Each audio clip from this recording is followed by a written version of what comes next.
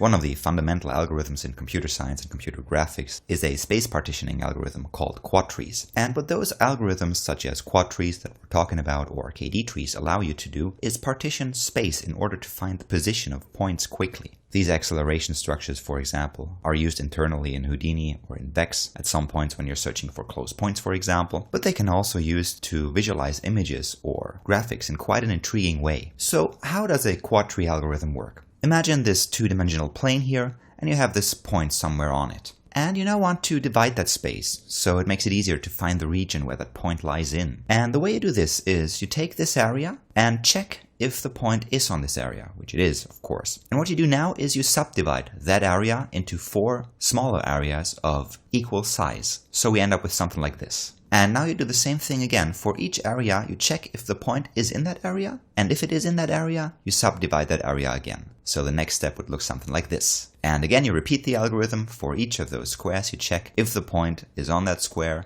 And if it is so, you subdivide it. Like so, and again, you end up with something like this. And you stop when you either have created an area that is within a given threshold distance of an individual point, or if you have reached a set maximum number of subdivision steps. So let's build this. Let's start out by dropping down a grid here, dive in there, have it on the ZX plane, and scale it to be, say, 11 by 22. It doesn't really matter, it's just what I decided on.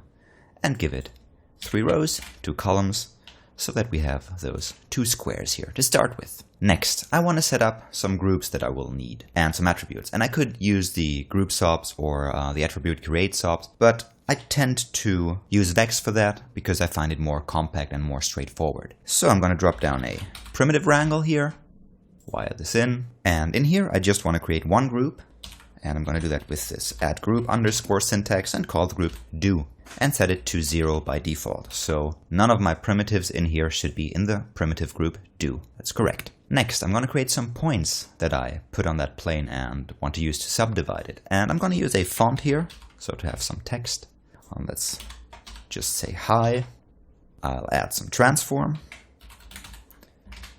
to rotate and scale this accordingly. And I already tried, so this should be -90 and -90 degrees. Whoops, maybe 90 here. Yeah, and scale this up a bit bigger. Let's have a look at the points. And they are very irregular here from the point density. So let's add a resample node and resample this to have a bit of a uniform point density. Like so. Back to my plane. What I want to do in here is check for each individual square if there's any point lying on it. And I'm going to do that with a for each loop, which looks like this. Let's wire this up. And it's already set up to take in individual pieces, that means individual primitives here. And when we middle mouse button over this, we can see we have those 2 primitives in here, which are these 2 squares. So the for each loop will kind of disassemble this geometry into its individual pieces and process each individual piece separately. We just want to uncheck the piece attribute, and when we go to the output node here, we can check single pass and we can visualize the individual passes. So it's processing primitive 0 and primitive 1 then. Now, the first thing that I want to do in my for each loop, for each individual piece, I want to set its do group that I will be later using to decide if to subdivide a primitive or not. I want to set this do group to 0. And I just realized this wrangle is unnecessary up here. So I'll just put it in the loop here, in the for each loop, and make sure that each individual incoming primitive is not in the group that's used for subdivision. Now what I'll have to do is check if an incoming point from here lies on one of those primitives. And again, I'm going to do that using a bit of VEX with another prim wrangle, like so. I'm going to wire this incoming points in here. And in order to check if any of those incoming points here lies on one of these primitives, I'm going to use the near point function. And I will look for the nearest point that's within a circle around the center of the primitive. I know it's not 100% accurate, but close enough. And the way I'm going to do this is first I need to know the size of my individual primitive, so of my individual square here. And I'm going to use a function called getBBBoxSize, which will return the size of the bounding box of a given primitive. So let's create a vector called size and use the getBBBoxSize function here. And as my for each loop is taking care of disassembling my geometry into individual primitives, I will always have one primitive that I'm working on, just a single primitive. So I will just set the primitive ID to 0 because there's only one primitive that we're working on, which has the primitive number 0. So from this vector that's returning my size in x, y, and z direction, I need to calculate a radius within I search for a close point. And I'm gonna do that by creating a float called searchRad for radius. And I will set this to the bounding box's x component, so that's size.x, and I will multiply it by 0.5, that means dividing it by 2, in order to get the radius out of this diameter. Now that I have my search radius, I can call the nearPoint function, and let's store that nearPoint in an integer called pt. And this will be my near point, and I want to search for the nearest point coming in through this slot here. That's slot 1. The position from which I'm searching for the closest point is the center of my primitives. That's just the P. And the maximum distance I want to search is the search radius that we calculated. And now we just have to check if we found any points that are within that given search radius close to the center of the primitive. So let's drop down an if statement here, and if this integer with a point number is bigger than -1, we found a point, because if we didn't find a point, this function here will return -1. So we just have to check if the integer stored in pt is bigger than -1, and if that is the case, we will set the group of the primitive to 1.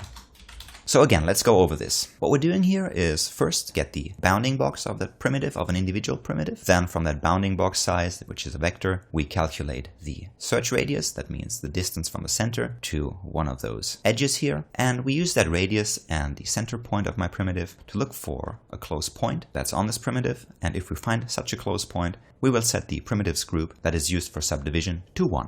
Next, we have to subdivide the thing.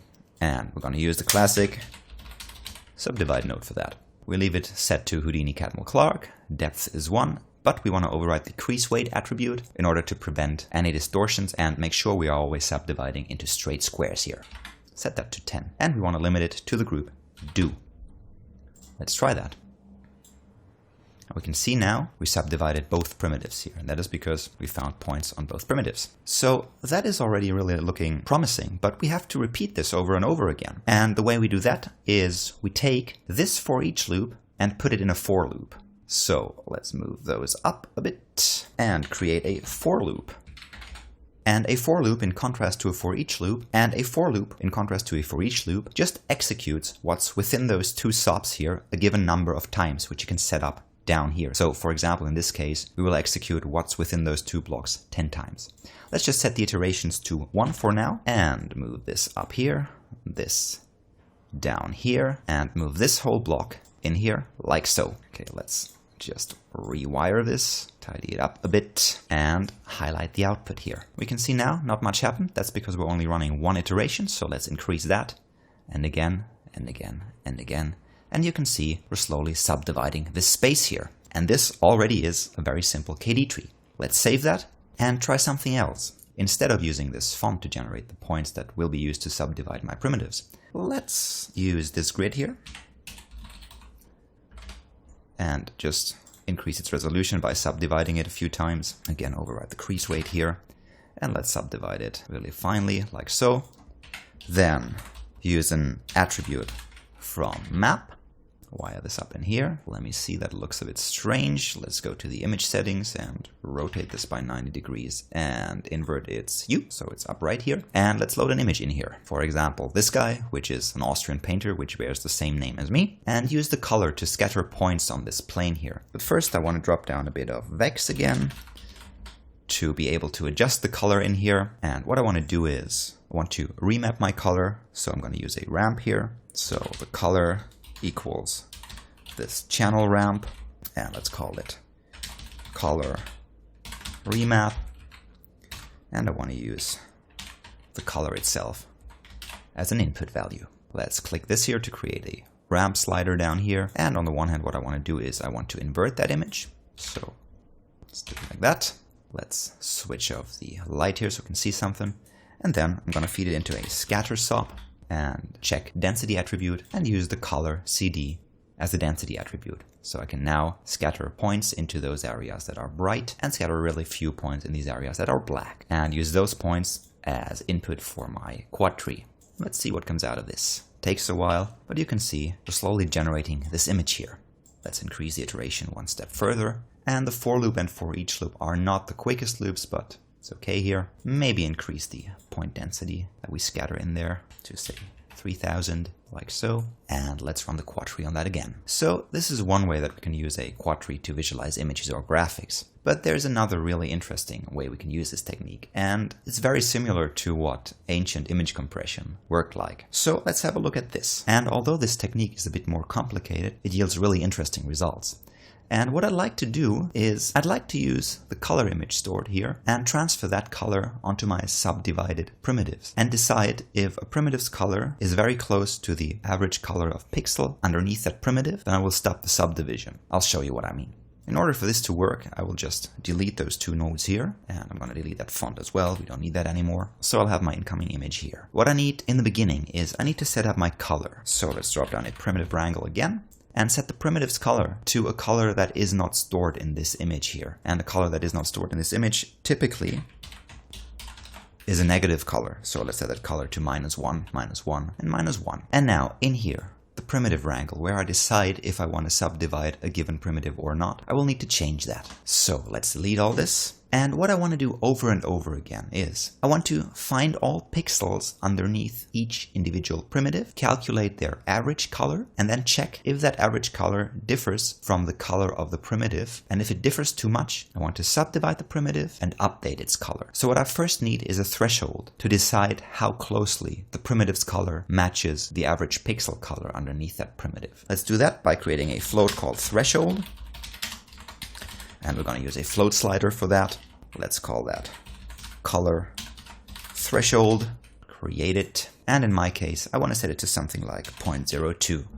Now here's the thing. In order to check the difference in color, I'm going to use a distance function. And distance functions are computationally expensive because within a distance function you have to calculate a square root. And to get around that, there's a quicker function, which returns the square distance. However, to compare a square distance to my input distance here, I will have to square my input distance as well. So I'm going to do that just by a power function, and I'm going to square that input by 2. Next, I will again need the size of my primitive here. So again, I will create a vector called size. I'm going to use the getBBBoxSize function here. And again, it's only one primitive we're working on due to the for each loop, so primitive number 0. Next, I'm going to calculate my search radius, which is going to be a float. Call it searchRad. And it's going to be the x component of my size vector times 0.5. Next, now I want to find all the underlying pixels of that primitive. So all pixels coming in here that are within that search radius from the center of the primitive. So I'm going to use the near points function this time. And that's going to return an integer array. That's why I put these square brackets here. And I want to look for near points that are coming in through the input slot 1. I want to look from my primitive center. The maximum distance they should have is the search radius. And let's say I want to look for 10,000 points max. I also want to look for the center pixel that's underneath each primitive. And I can use a fun fact because the shortest point distance found by the nearPoints function will be the first value in this array here. So let's create another variable called center point. And this should be the first point stored in my close points array here. Now I want to look up the color of that center point. Let's call the vector center color, and I'm just going to look it up with the point function coming in through input slot 1. I want to look up the color on the center point. Next, what I want to do is average the color of all the points that we found here. So in order to build that average, I first have to initialize a variable. Let's call the average color just average AVG, and I want to initialize this with zeros. Also, I want to initialize a counting variable that counts how many pixels we found. Let's use a float here, call it n, set it to 0 as well. Now I need to go through all these points and sum up their individual colors. I'm going to do that with a for each loop, and we're going to go through the points stored in the PTS variable, and we will output those individual points into a variable called PT, like so, curly brackets. So what this for each loop does is it goes through this whole array here, and with each loop it pulls out one value out of this array and stores it into this PT variable here. So we first want to extract the color value from the individual points or pixels that we found. So let's create a vector call and extract the color with the point function. Again, coming in through input slot 1, looking for the color on the point pt, like so. Then let's add this to our average vector. So average equals average plus, which can be written short as this. So this just means average equals average plus color. It's just a shorthand code for that. And with each loop, let's increase our counting variable here, and n++ is shorthand for n equals n plus 1. So after we stored all these individual pixel colors into the average vector, to average it out, we'll have to divide it by the number of pixels we found. So again, average equals average divided by n, which in short can be written like this. So what we did now is we found all pixels that lie on a given primitive, we calculated those pixels' average color, and we also found the color that's on the central pixel. Now what we need to do is we need to check if the primitive's color is close enough to the average color of those pixels underneath it. So let's do that with an if statement.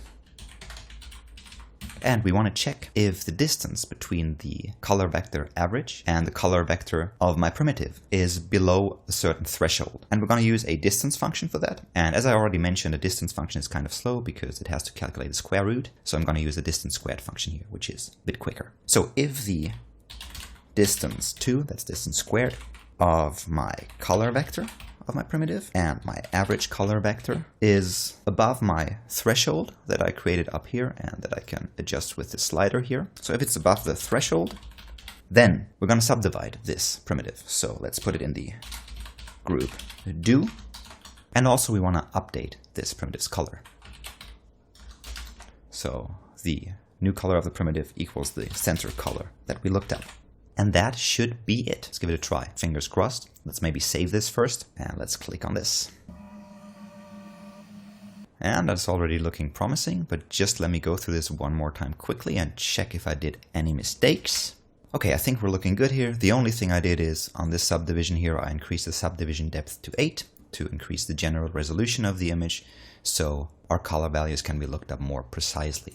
And then I set up my repeat end to an iteration count of 6. And that's what it spit out. This algorithm is similar or nearly identical to what early image compression did, because now if you look at this, what you have to do is for those areas here, you can store just a single pixel value for a really large area, while in these areas where it gets detailed, we have to store more pixel values, which will save some space. Just a quick additional remark that I just noticed. In here, I'm setting the new primitive color to the color of the center pixel that's underneath this primitive. And I think in the original algorithm, I do not do that, but I instead set it to the average color, which yields only slightly different results, but still, I think that's the more correct way. Of course, as this is more of an artistic use case here, you can decide which algorithm suits your needs better.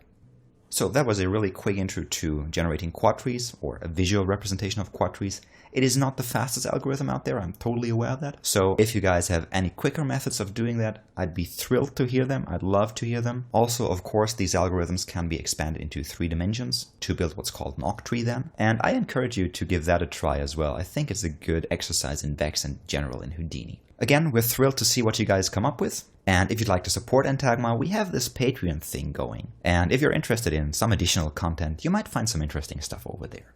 So I hope you had fun, and it's cheers and goodbye.